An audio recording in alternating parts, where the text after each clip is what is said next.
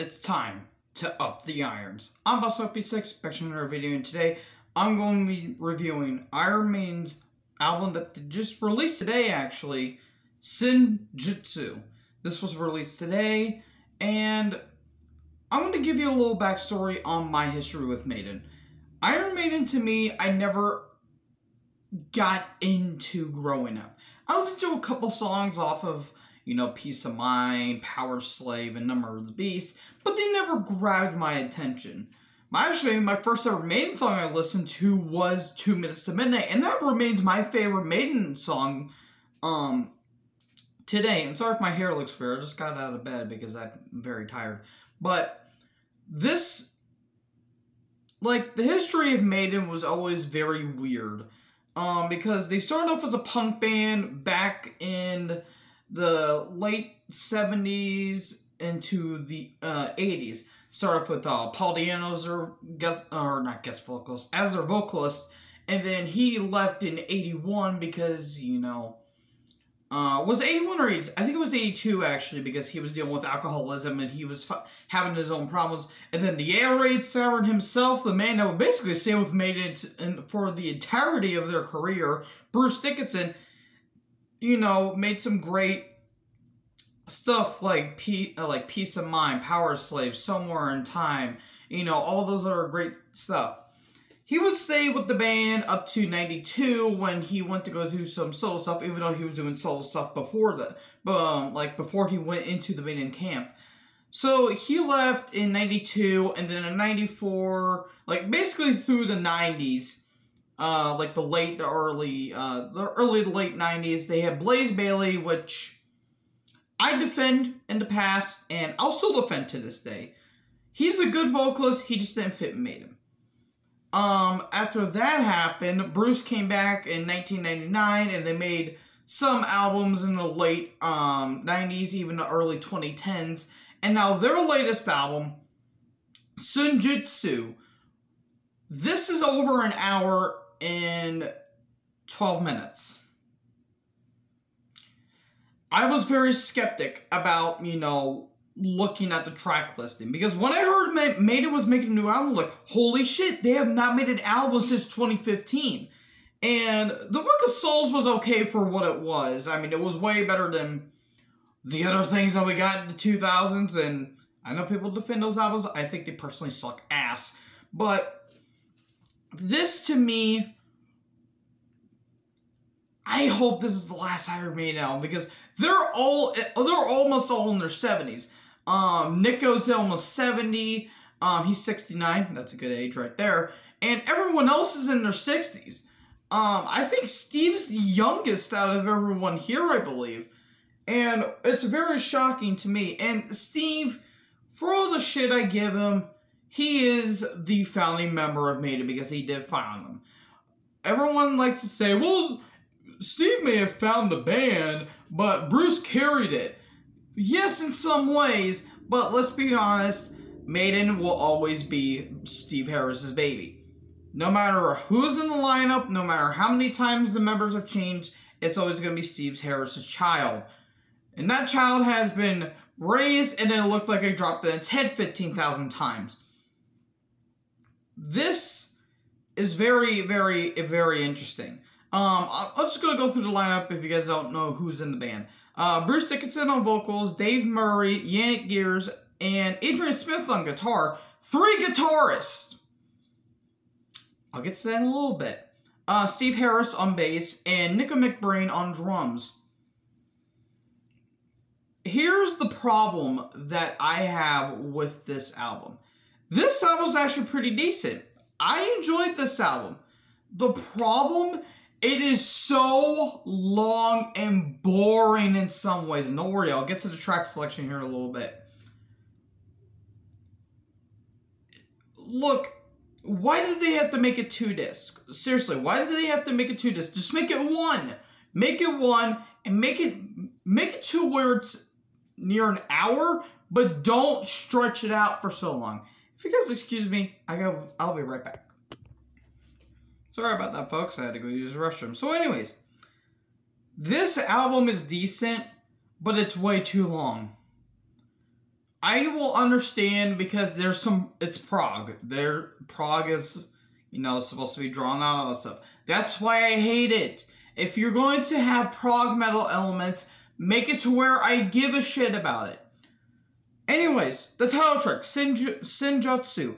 The opening sounds like a Power Rangers. It sounds like the Power Rangers intro from 1993. Seriously, listen to it, folks. It's a pretty good song, actually. Yes, it's 8 minutes long, but I still think it's actually pretty good, and it gets me interested into the album. Stradigo. I think that's how you say it. It sounds like it could have been on the Final Frontier, to be honest. Which is kind of a bad thing, but unlike the Final Frontier, this is actually good. Maybe my favorite off the album. I haven't committed to that yet. We all know the single Writing on the Wall. It's a good song. I kind of get some country vibes off of it just because of the guitar. But yeah. Oh boy, and then we get into Lost in a Lost World. This was nearly 10 minutes, and I about fell asleep twice listening to it.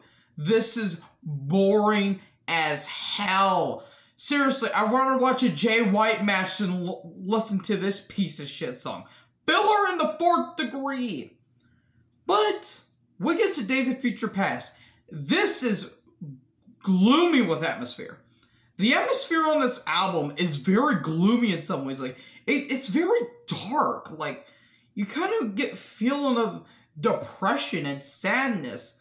And it's just very, very weird. But then you have some like Time Machine. This doesn't sound like an Iron Maiden song. It's way too upbeat. I kind of get some Fear of the Dark vibes off of it because of the guitar tone. And there's a pretty cool solo, but it's so upbeat. It doesn't sound like it belongs in an Iron Maiden song, like Iron Maiden album. It's just very bizarre. Very, very bizarre in some ways.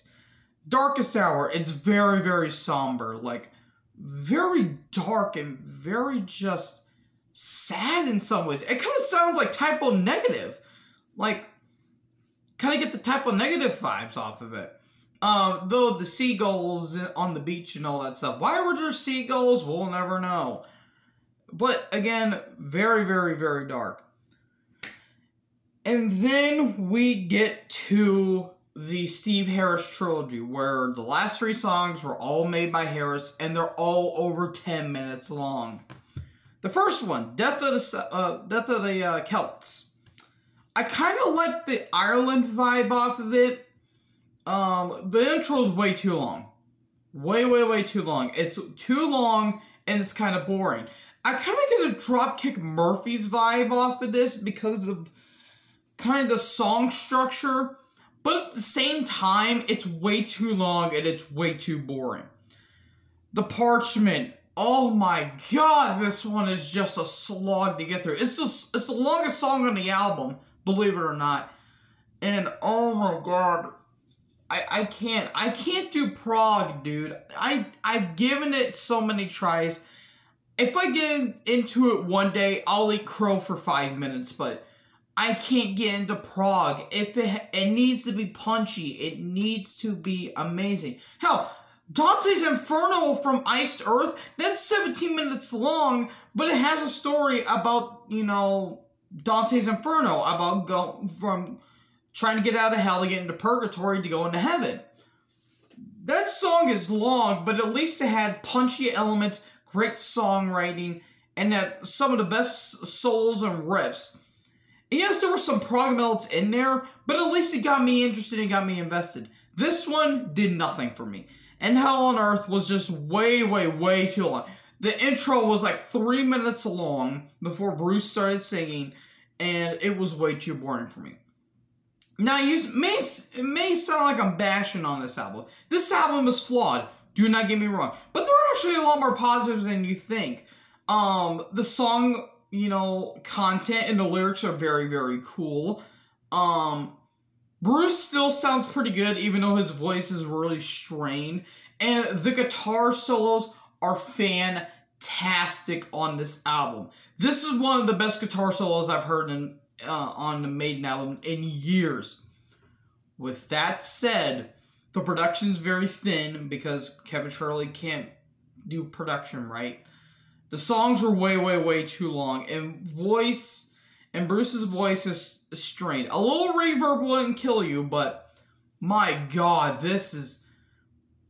In some ways, the negatives kind of outweigh the positives, but in other ways, the positives kind of outweigh the negatives.